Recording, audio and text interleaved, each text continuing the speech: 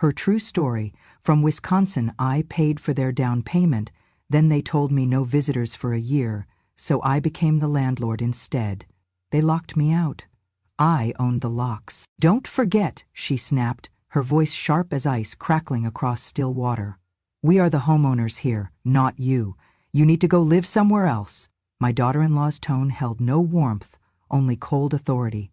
She said it as if she had rehearsed these words to perfection. My son stood behind her, face turned down, silent, his body leaning into the kitchen counter as if he needed its support to stand up to his own mother's humiliation. Every word shoved into my heart like a ramming beam. It took me a moment to steady my breathing. I clutched the envelope in my hands. The stack of papers containing proof of the down payment I had made, the copies of bank transfers I had authorized, the folder labeled "Deposit for Mortgage" with my name on it. My hands were shaking. I had left my small home in Wisconsin for this moment, this family's milestone. I had believed in them. I had believed in us. Now I stood in a house I helped build, with two people telling me I no longer belonged. They treated me not as family, but as a burden. I looked at my son, his gaze averted, lips pressed tight in helpless resignation. I looked at the woman I raised, who now held the power to erase me with a few careless words, and I felt the sting, not just of rejection, but of betrayal. She laughed then, a cold, triumphant laugh that echoed in the high-ceilinged living room. "Don't worry," she said. "You'll have plenty of places to go, plenty of room in the next year. You're no longer welcome here." She gestured toward the front door, as though framing an exit stage left. "Get your things, Mother. Pack it up. We'll call the movers tomorrow." My heart pounded so loud I thought it would stop me from breathing, yet I stood still, unmoving. I did not cry. I did not plead. I did not speak. I knew enough to know that no argument would change their minds. No tears would soften their cold resolve. I reached into the folder and withdrew the contract with my signature, my money, my effort, my participation. I had believed I was investing in their future. Instead, I was being discarded. My palms grew damp. I closed the folder and held it like a shield. My head bowed slightly. If anyone saw, I was unmoved.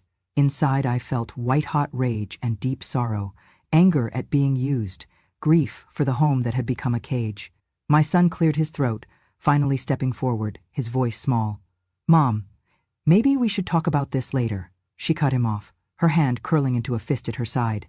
"No, Jacob, there is nothing more to discuss. I've made arrangements. You should support me." She paused. "If you care about this house, then you'll back me." He didn't say anything. He nodded, defeated. I saw the battle between love and obedience flicker in his eyes, a war he had lost before it began. A terrible silence followed. Then I exhaled, as if forced air had been trapped in my lungs. I moved. I turned toward the stairs that led to the bedrooms I helped select carpet for, the hallways I painted with my daughter-in-law, the windows I helped measure so that curtains could frame family dinners. I walked slowly, each step measured, toward the front door. My suitcase lay at the foot of the stairs, soft, worn, a relic of simpler days. As I rounded the corner, I saw my granddaughter's bunk bed through the archway. She was asleep. I swallowed the ache in my chest. This wasn't her fault. She had no say in this. Someday she would understand, but it couldn't stop this. I paused at the doorway. My hand hovered over the knob. The summer breeze drifted inside. I felt the scent of jasmine from the garden, the flower bush I planted on her first birthday, hoping it would bloom year after year. I reached out and brushed a fingertip along the soft petals peeking through the window. Then I turned. I closed the door behind me. I did not slam it, I simply closed it. The click of the latch felt final.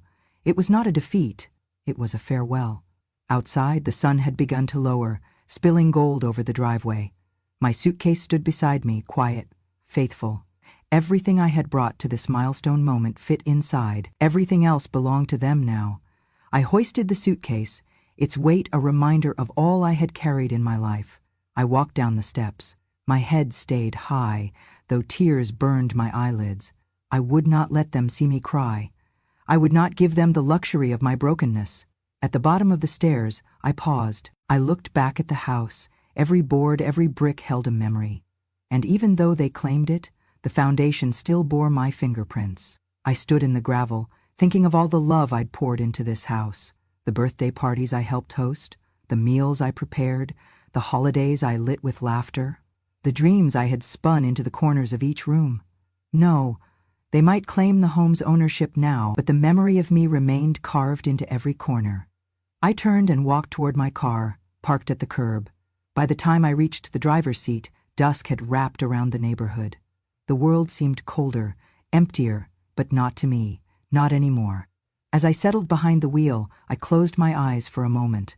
I thought of what comes next, what I would do, where I would go. I thought of who I was beyond this moment, a woman who made sacrifices, who invested not for profit, but out of love. A woman who would not watch without response, a woman who knew she had rights, even if ignored. I started the engine. The rumble beneath me felt reassuring. I did not yet know what awaited me. I did not know where my path led.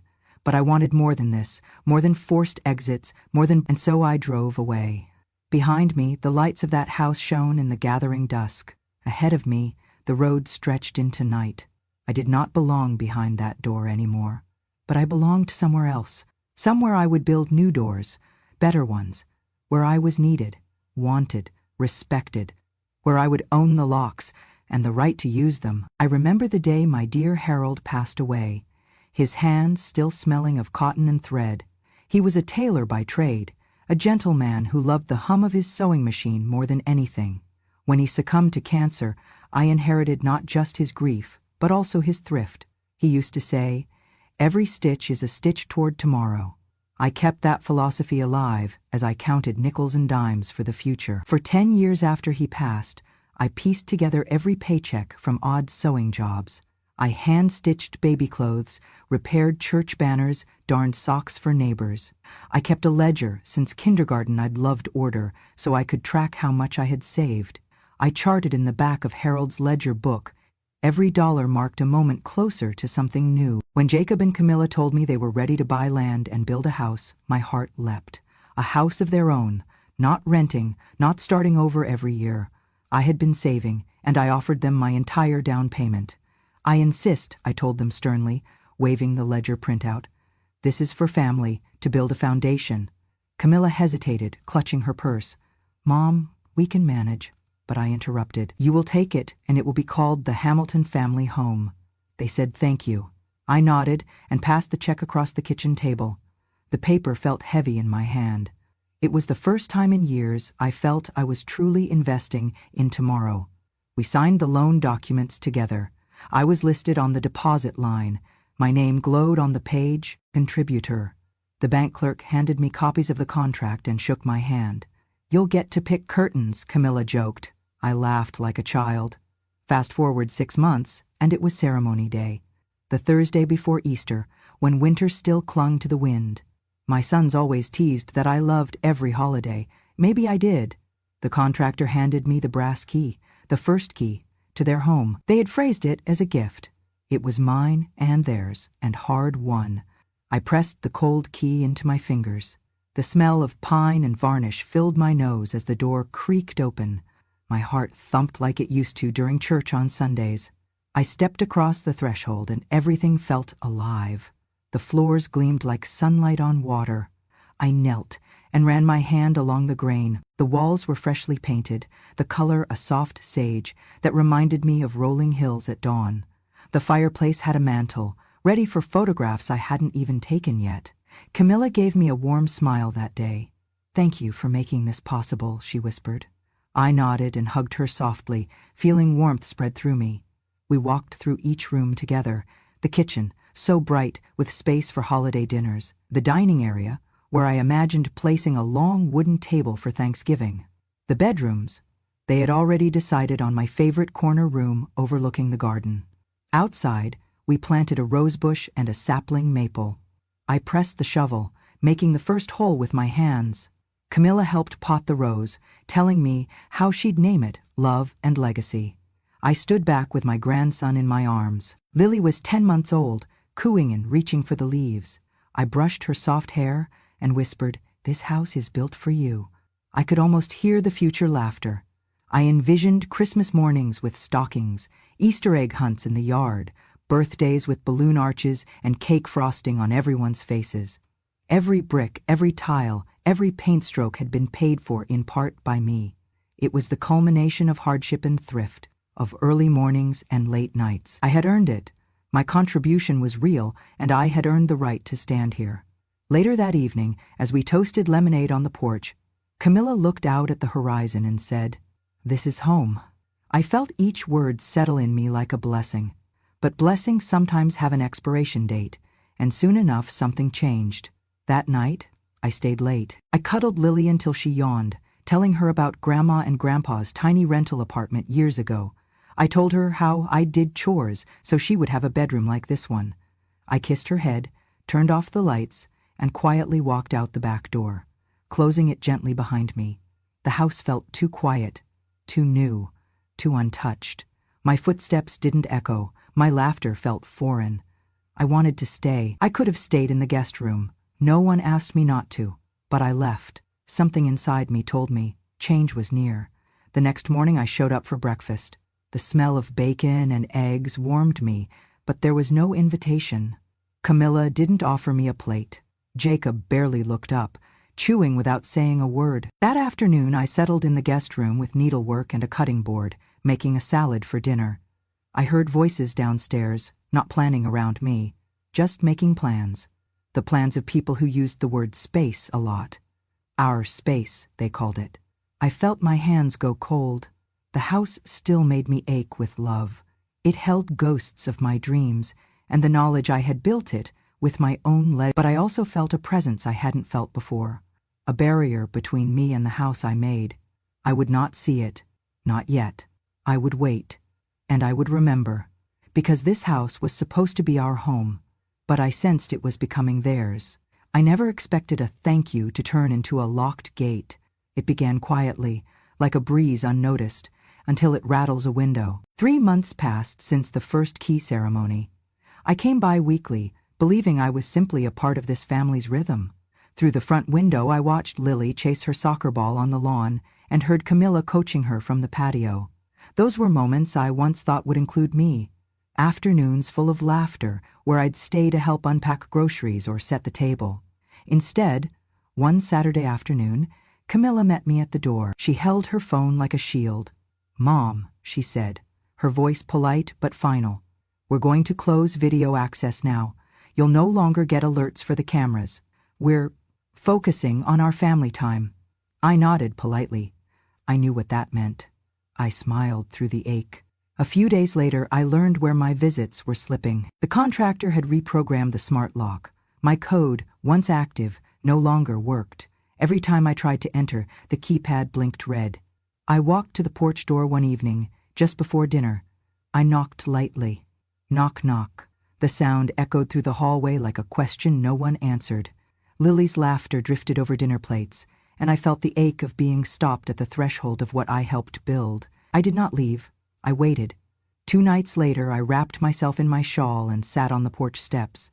Wisconsin nights chilled early now, the air sharp with November whisper. Leaves cracked underfoot, the sky dimmed to ink. Camilla closed the blinds. No lights came on inside. The only warmth was across the glass, in the living room where they were gathered. I watched Lily bury her head in her mother's lap. Jacob's voice, low and soothing. I imagined the smell of their dinner, pot roast, mashed potatoes, and felt a pinch, but I stayed on those cold steps, and the porch became a stage for grief, the kind no one rehearsed for.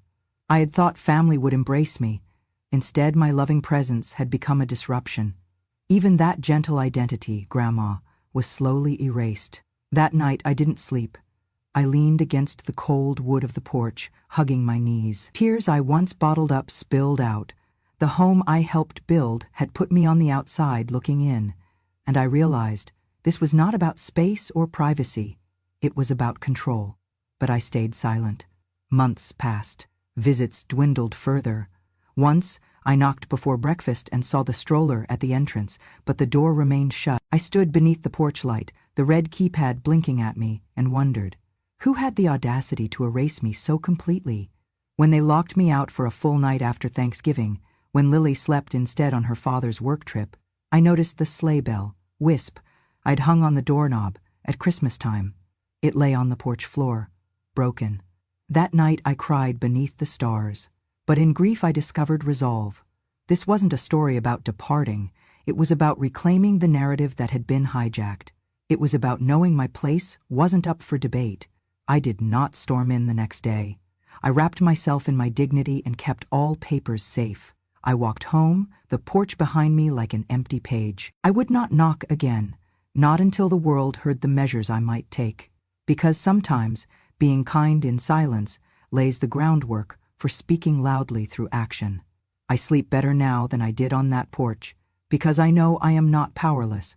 But they are safe behind those locked doors, wondering why their smart home still feels haunted by absence. The wind came that night without warning. One moment the sky had been a gentle dusk. The next, it had roared in, tearing across the plain and rattling the porch screen like angry hands. I heard it when I sat down on the top step, at dusk, clutching a thin wool blanket, the one I'd brought from home that morning, fresh from the dryer. I had decided to stay and watch the Christmas lights I had helped string, the ones appearing like frozen laughter around the eaves. But that laughter gave way to sharp notes of wind, and the glow flickered until darkness swallowed the bulbs. By the time the storm hit, I was halfway through my prayers, reciting them like a mantra to keep the fear in my chest from rising. I sat there, leaning against the cedar post I had once painted by hand, its scent a memory of summer evenings. I wrapped the blanket tighter beneath my arms. The fabric felt thin in the gusts that pulled at my clothes, but I stayed. The wind picked up speed.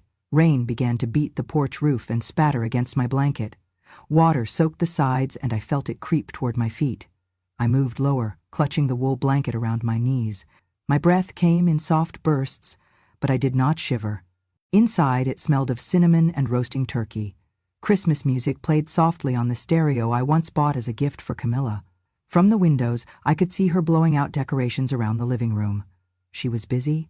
They were safe. I was the storm's only witness. I heard the door open, its soft click indicating someone inside, perhaps searching for me, perhaps shutting me out. It closed again. Silence. No step outside to check on me, no voice to call my name. The storm held the night like a silence, and I sat, a woman who had once been central to this family, left stranded in the dark.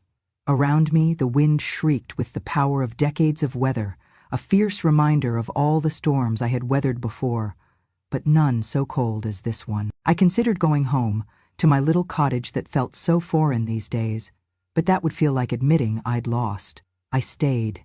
Raindrops dripped off the porch, creating rivers along the boards.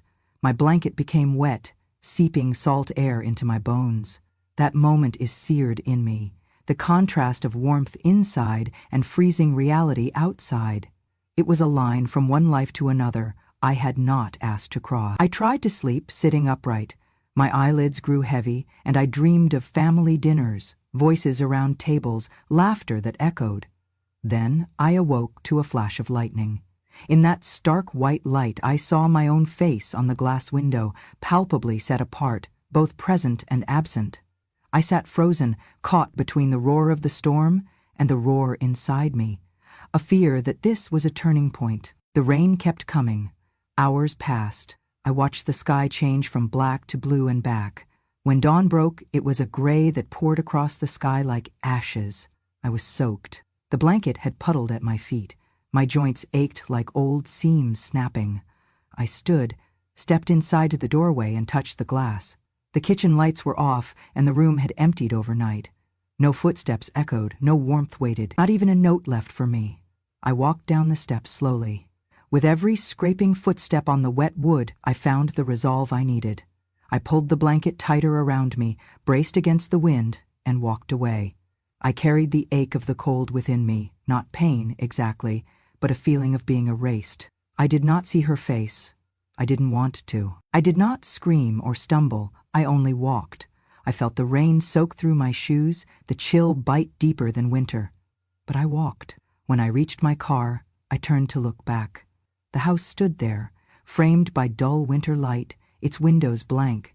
No flicker of awareness, no sign they realized I had almost frozen out there. Not even a whisper of regret. When I reached my home, I stopped on my porch, wetter than I had ever been, and I cried.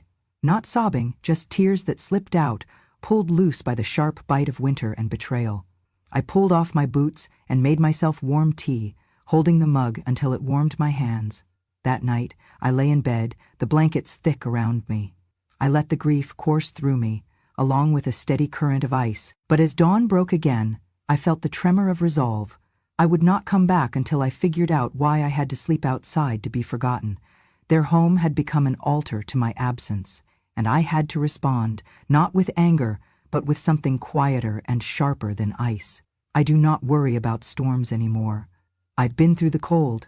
After the coldest night I ever endured, I knew I had to do more than shiver. I needed answers.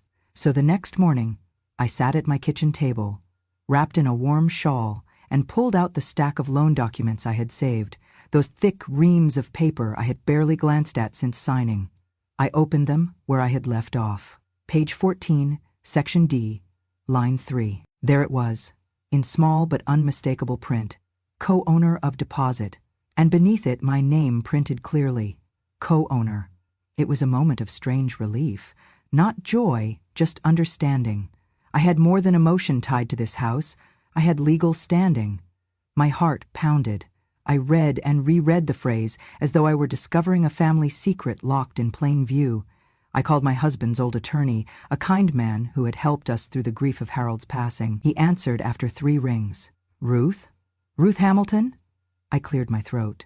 I need your counsel, Frank. I'm listed in the loan documents as co-owner of the deposit. What does that give me? He paused. It gives you rights, Ruth. Not just rights. Influence. That's a non-trivial designation. It means you have enforceable interest in the asset, the house, because you brought the funds. I felt the weight of those words. Enforceable interest. The phrase echoed across the years of silent sacrifices I had made. It meant I belonged more than a visitor. I belonged in law. Can I do something with this? What should I do? Collect evidence, bank receipts, copies of the deposit check, anything, then file an interest on the property. Better if you add yourself formally to the title, or draw up agreement with the other 2 owners, your son and daughter-in-law, defining your rights. I thanked him, closing the call with a determined breath. I gathered my pen and paper, unraveling old receipts from my bag, the canceled check to the builder's escrow, the receipt stamped by the bank, a thank you letter from Camilla joking about curtains.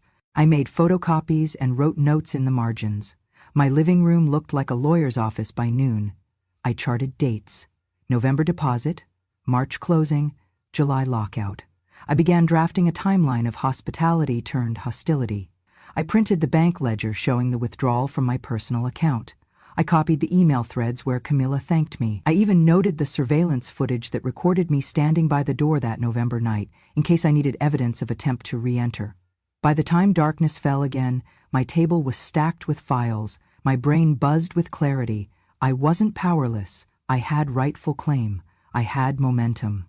Late that night, I contacted another attorney, someone recommended by Frank who specialized in elder rights and property disputes. His assistant called later to schedule a meeting. As I crawled into bed, I realized I slept more soundly than I had in weeks. I wasn't chasing emotion. I was chasing rights.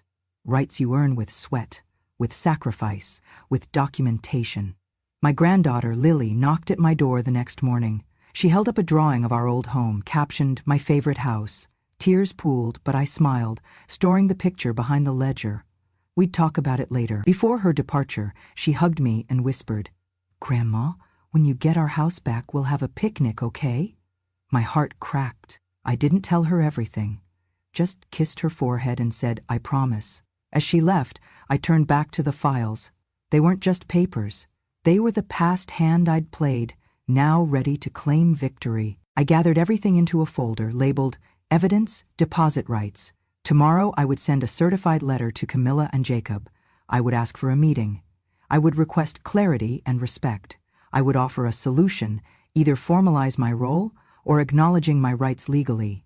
It was not revenge, it was justice, and the law was on my side. I remember the day I made the call. It felt different from the others, calm, deliberate, almost ceremonial. I dialed the number of the attorney's office I had found on my meeting with Frank's recommendation. The receptionist answered kindly and scheduled me for an appointment 2 days later. After that, I knew how things would start to unfold. On the morning of our meeting, I wore a simple blouse and a pin my late husband had given me. It was the same pin I'd worn at the first key ceremony, an old silver flower, not flashy, just meaningful. I wanted to feel grounded. At the attorney's office, a woman named Ms. Carter guided me in. She had a gentle voice but spoke with precision. She reviewed the documents, the deposit receipts, the bank records, the loan contract clearly stating co-owner of deposit with my name. She nodded slowly. "We have a strong case." I sat forward, hands folded in my lap. "I don't want confrontation. I want respect. I want my role acknowledged." She smiled. "That's fair. We'll prepare a formal petition to declare you as landlord, the legal holder of rights on the property. Then you can enforce them, including the right to grant or deny access." My heart fluttered, not from fear, from readiness. The next morning we dropped the petition at the county offices. We paid the filing fee. I watched the clerk stamp the papers, filed. It sounded like a bell in the empty hallway. Inside, I felt lighter, not triumphant, just recognized. Later that week, I scheduled a locksmith visit to the property. The key I had once held for ceremonial reasons no longer mattered. I needed new steel forged for clarity. The locksmith came in the afternoon, a stern man who didn't ask questions. I handed him the address and watched as he worked. He finished quickly, fitting a heavy brass lock onto the front door. He tested it. "You're set," he said, sliding the new key toward me. It was solid in my hand, but I didn't flush it. It would stay with me. He packaged the old key in a plastic bag. "You sure you don't want both?" he asked kindly. I shook my head. "I only need one." That evening I stood back while a board bearing the words, "Landlord Access Restricted, Only Key Holder May Enter," was affixed beside the doorbell. The vinyl letters glinted in the setting sun, serious and unmistakable. I stepped away and then took a breath, looking at what I had done. No anger in my posture, only resolution. This was the politest exertion of authority I had ever taken. The house no longer belonged solely to them. It belonged legally, officially, in part, to me. More, it belonged under my protection, not just their enjoyment. That night I slept well, for the first time in weeks. I did not worry. I did not fret about cameras or invitations. I trusted the law, and more, I trusted myself. I made plans the next day. A letter to Camilla and Jacob, explaining that from now on any visit would need my permission. I drafted guidelines for visits. Time-limited, respectful, supported by mutual understanding. I required notice. I offered to share coffee in exchange for conversation. It wasn't rejection. It was reciprocity. They would have to invite me, and they would have to mean it, because I meant it. I meant to reclaim my place, not as a guest, not as a relic, not as a burden, but as someone they should have never dismissed, someone who trusted herself enough to stand up. And finally, someone who owned the locks. The phone rang just after breakfast, shattering the morning calm. It was my daughter-in-law's number flashing on the screen. I sat back in my kitchen chair, hands folded, and let it ring twice before I answered. "Yes, Camilla?" Her voice came sharp and frantic. "What have you done?" she demanded. Her tone had the tremor of panic. "Are you insane? You can't just change the locks. I live there. I have rights." I took a deep breath. "I'm sorry you feel upset, but legally I am now the landlord. I followed the proper process, petition filed, locksmith came, notice served." I spoke softly, deliberately. There was no room here for raising voices, Inc. She cut in, near hysteria. "You can't! You just can't! I'm calling the police. You'll be arrested for unlawful eviction." I closed my eyes. "Let them come," I said quietly. "But I suggest you read Section 8, Paragraph 3 of the Wisconsin Landlord-Tenant Act." I heard her gasp.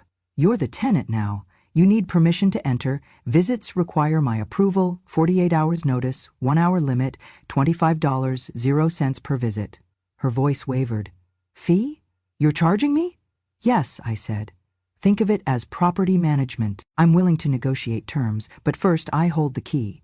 She screamed, "This is extortion!" and hung up. Moments later, the doorbell rang. I walked to the window and saw 2 officers on my porch, Camilla pacing behind them. My son Jake stood behind her, eyes downcast, hands shaking loosely at his sides. The door opened and the officer addressed me. "We got a complaint." "Ma'am, can I see your key?" I nodded and inserted it. The bolt slid open with a satisfying click. They entered and examined the lock, the legal notices taped to the door, the locksmith's invoice. Their faces shifted from confusion to respect. The senior officer turned to Camilla. "Lady, it's legal. The key holder sets access." She sank onto the couch, her face pale. My son whispered, "Mom." I looked at him gently. "Jake, I don't want to punish you. I want respect. I want recognition that I helped build this place. Emotionally, financially, morally." He looked at Camilla, who rubbed her temples. Silence filled the room. Officer placed a hand on her shoulder. "If you want access, you contact her. Deliver the notice, pay the fee. That's how landlord-tenant works." I glanced at the officer. "Thank you." Eventually they left. We were alone. I felt the weight in my chest ease, not because I had been victorious over them, but because the truth spoke for itself. Camilla stared at me. "What do you want?" I took a slow breath. "I want to know that my presence matters. So, if you want me here, you'll plan, you'll notify, and you'll mean it." Her eyes glistened. She swallowed hard. "Mom, I'm sorry. That came out wrong. I'm overwhelmed." I nodded. "So, pay the fee. Then let's have tea together." She sank into a chair, tears in her voice. "Okay." I walked to the kitchen and poured tea for us both in delicate mugs, my pattern. We ate scones I had baked that morning, the house smelling like cinnamon and warmth. I felt the old joy stirring as we talked, not about locks but about Lily's upcoming recital, Jake's new job, and the small joys we used to share here regularly. It felt like the first tremor of thaw after a long winter. Still, I didn't let the key leave my pocket again. I stayed calm, regal. I was the owner, the landlord, the grandmother again, but on my terms. Later that afternoon, I heard a quiet knock. One knock, deliberate. I answered it, and there stood Lily, shy, holding a note. "Grandma, can I see you?" I smiled and nodded. She stepped in slowly, sat on the sofa next to me, and I wrapped an arm around her. "What would you like to share?" she whispered. "I don't like it when you sit on the porch. I like it better when you sit here and talk." My eyes misted. I rubbed her hand. "Me too, darling." When she left, I closed the door and drew my key from my pocket. I turned it in the lock, then slid it back. The house felt like home again, not because of bricks or walls, but because I had returned to a place where I was wanted, by choice, not assumption. By evening, Camilla came back with a small envelope. She slipped it onto the table. "Here," she said, "for tomorrow." I opened it to find $40. She said softly, "2 visits. I want to bake with you tomorrow morning." I looked up teary-eyed. I would love that. Before she left, she hugged me. I let her. I didn't hold back. That night, before I went to bed, I held the keys close. They were still mine. Not for revenge, not for power, but for peace, for choice, for the respect I deserved. They were theirs when they earned them.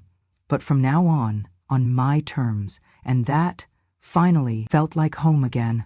My hands trembled slightly as I picked up the brass key that hung on my keyring. I had carried it with me every day since the locksmith changed the lock. It was more than metal. It was affirmation, ownership, respect, recognition.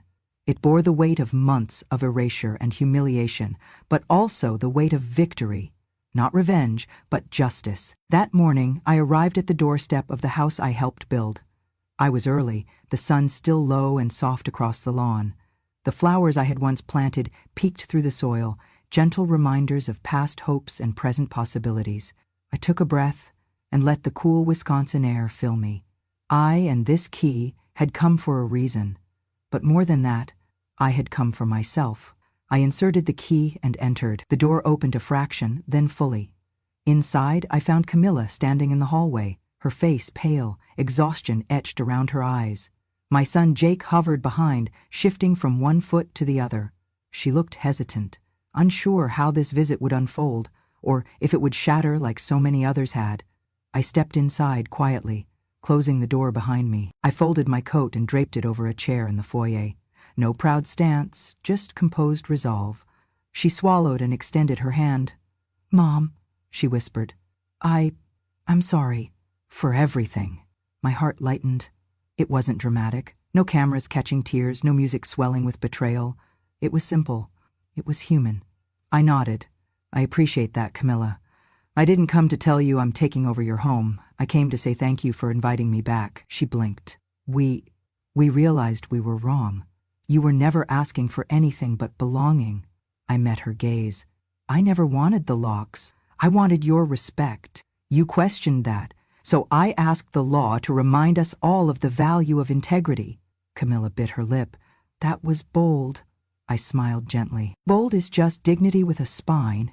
She laughed softly. Relief born of guilt, perhaps. My son stepped in then. Mom, please stay for breakfast. I nodded. I'd like that. We moved into the kitchen. My hands brushed against the counter where I had talked to Lily about sewing, where I once helped sift pancake batter. The home felt different, but not bad. It welcomed me now, with understanding. Camilla set plates on the table. I placed a small vase of daisies, plucked from my garden that morning, in the center. Remember these? I asked, gently. She touched them. I do. Moments later, breakfast began. We spoke in small voices. I told them about the legal process, landlord rights, deposit contracts. They listened. They didn't argue. They listened. When Jake finished eating, he looked at me. Mom, I'm sorry I didn't stand up sooner. I reached across the table and touched his hand. You were doing the best you knew, and now you're learning how to do more. He nodded, eyes glistening. Camilla cleared her throat. So, are you going to charge us again? I leaned back, laughed softly. I'd love a few more visits, maybe bake some apple pie tonight, no charge. She let out a breath she'd been holding. Deal. At that moment, I realized something. This visit wasn't about winning back space. It was about mutual respect. Doors open because I chose to walk through them, not because I was allowed. A few weeks later, I sat on the porch of my cozy cottage in the town nearby. A house small, sweet, and all mine. A spare room for guests, a lavender bush by the door. A picket fence I built with my own hands. It was morning, sunshine spilled across the hardwood floor. I stirred a cup of tea and tucked a note into my coat pocket. Welcome, Grandma. 10 a.m. Tuesday, knitting circle starts here. A group of local women, widows and retirees, had asked me to share sewing lessons. I loved to teach, and I loved the idea of building something new. I sold off my share of the old house. I retained legal interest, but formally released formal claim. I used the proceeds to buy a few small parcels, garden plots, a workshop, a spot for lectures. I hung a sign above my front window, Ruth's Sewing and Storytelling. Some mornings I sit at my desk, the jar of pens near a stack of hand-stitched garments and photograph albums. Every stitch I teach is threaded with history and hope. One afternoon, while I was teaching a group of 3 women to piece quilt blocks, my phone rang. It was Camilla's number. I excused myself, stepped onto the porch and answered softly. Good afternoon, Camilla. She was hesitant. Hi, Aunt Ruth. I wanted to say thanks. The house has never felt more like home since you returned. Lily has asked me to bake every weekend. My heart warmed at that. I paused before replying. I'm glad it's working for you. She hesitated. Would you consider coming next weekend? She wants to cook pancakes with you. I looked over my garden. The breeze moved the leaves, and something soft inside me stirred. I smiled. Of course, I said. She paused, then said, Love you. I laughed, voice catching. Love you too. I hung up. The quilt block I held slipped, warm in my hands. I walked back into the workshop as the women looked up. They'll be here next Sunday, I told them softly. They smiled. They believed in the home we fostered. That night I sat on my porch, a warm mug in hand, the sunset staining the sky. I thought of the past year, the cold porch nights, the locked doors, the fear, the law, the key.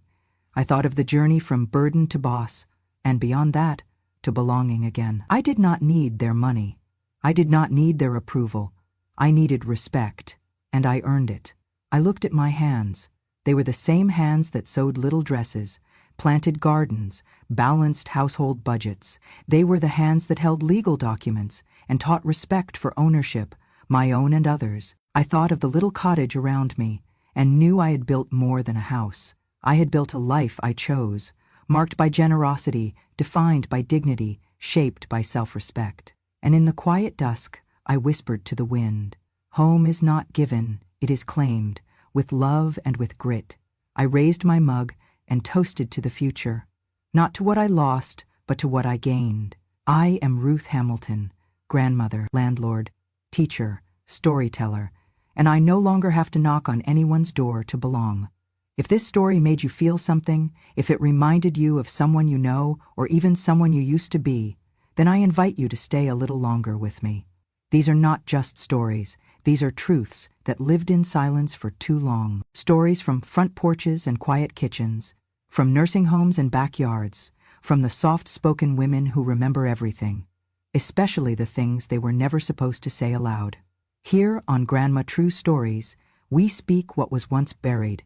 We honor the strength behind the silence, the wisdom behind the wrinkles, and the justice that waits patiently for its time. So if you believe that age does not make you invisible, if you've ever been underestimated, if you've ever been told you've done enough, only to rise again, stronger, quieter, and wiser, then this channel is for you. Click subscribe to hear more real stories from women who didn't just survive, they remembered. And if you've got a story in your own bones, maybe one day we'll tell yours too. Because revenge has no expiration date, and when a grandma speaks, the world finally listens.